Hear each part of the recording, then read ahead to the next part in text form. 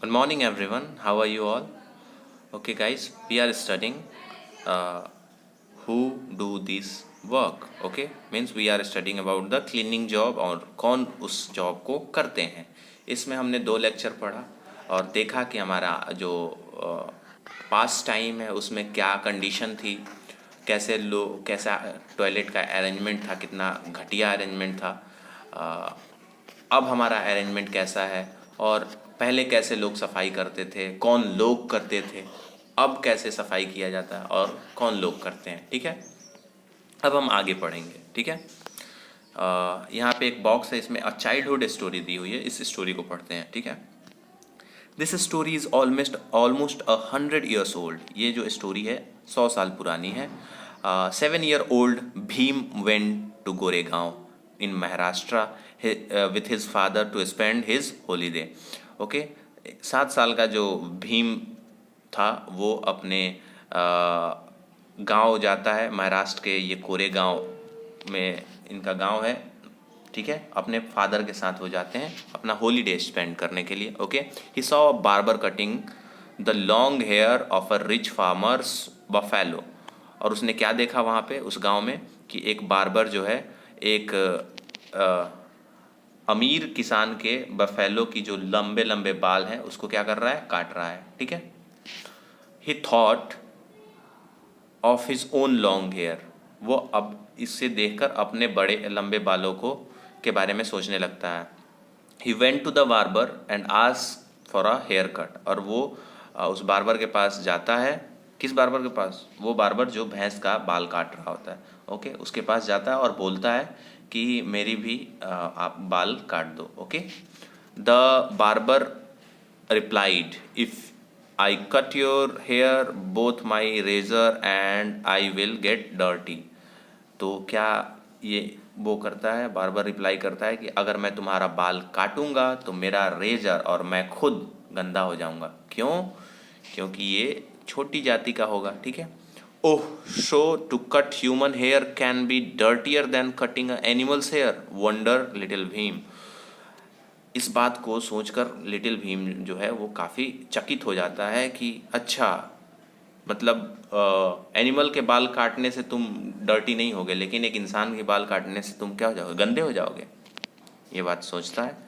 Letter this, इसके बाद Bhim was known as Bhimrao Ambedkar. Okay,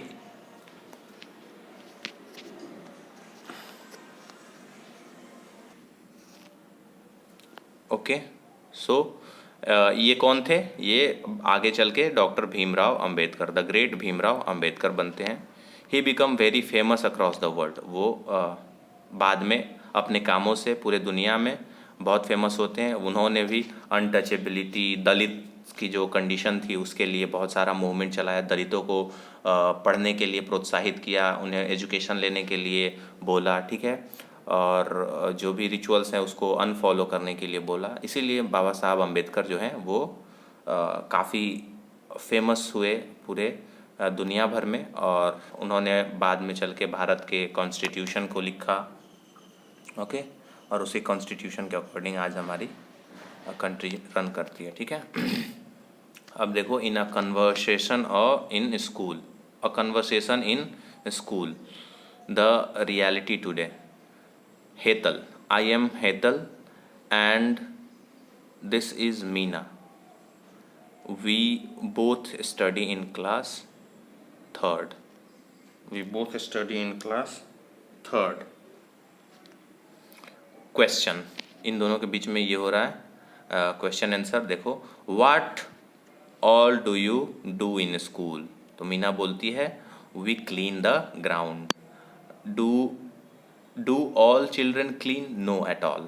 Okay, not at all. Okay, ये फिर क्वेश्चन किया जाता है कि क्या सारे बच्चे स्कूल को साफ करते हैं? तो नहीं, यही कुछ बच्चे साफ करते हैं. हिना बोलती है we also have to clean the toilets. हमें टॉयलेट्स को भी क्लीन करना पड़ता है.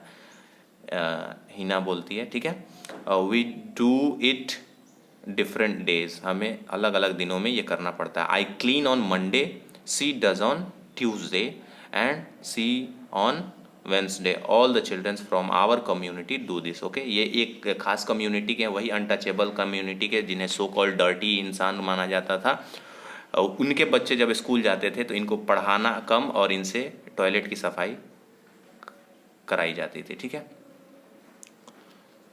Hetal, we have to carry 20 buckets of water for this. We have to sweep and wash. Okay.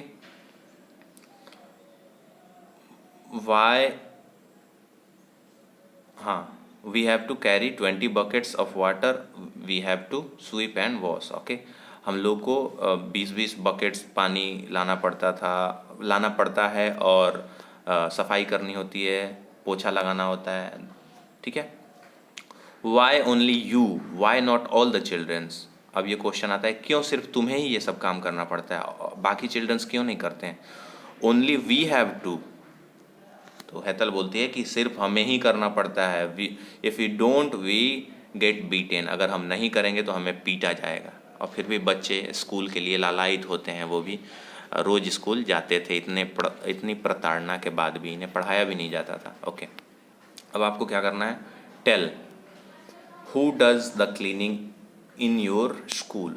कौन आपके स्कूल में क्लीनिंग करता है, आपको बताना है। ठीक है।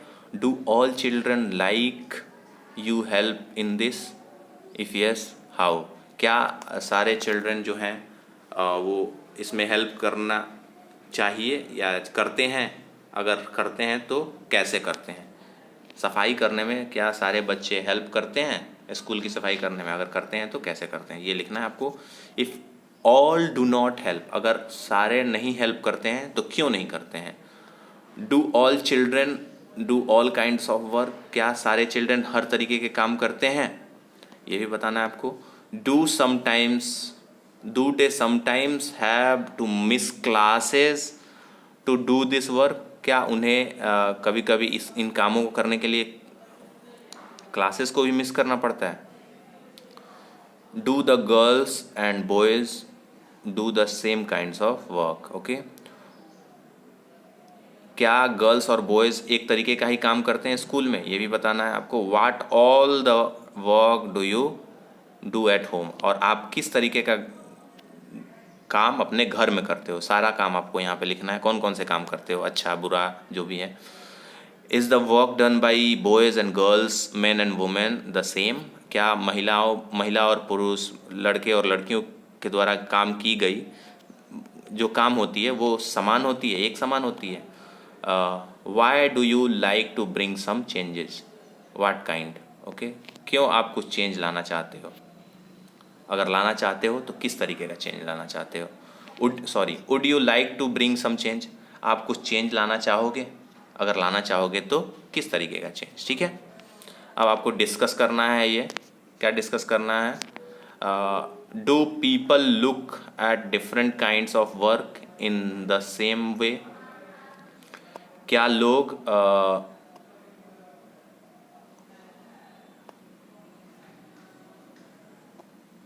अलग अलग काम एक ही तरीके से करते हैं। If not why is this so, तो ये क्या है, सारे लोग का काम करने का तरीका क्या होता है, अपना होता है, भले काम एक ही हो। जैसे कि टीचर्स, जैसे मान लो फर्ज कर लो टीचर, तो एक ही सब्जेक्ट को एक टीचर क्या करता है, अलग तरीके से पढ़ाता है, दूसरा टीचर अलग तरीके से पढ़ाता है, तीसरा टीचर अलग तरीके से पढ़ाता है। ओके, तो हम कह सकते हैं कि हर एक इंसान का अपना तरीका होता है, because no person is same, so their activities will also differ. Okay, उनके एक्टिविटीज़ भी क्या होंगी, डिफर होंगी।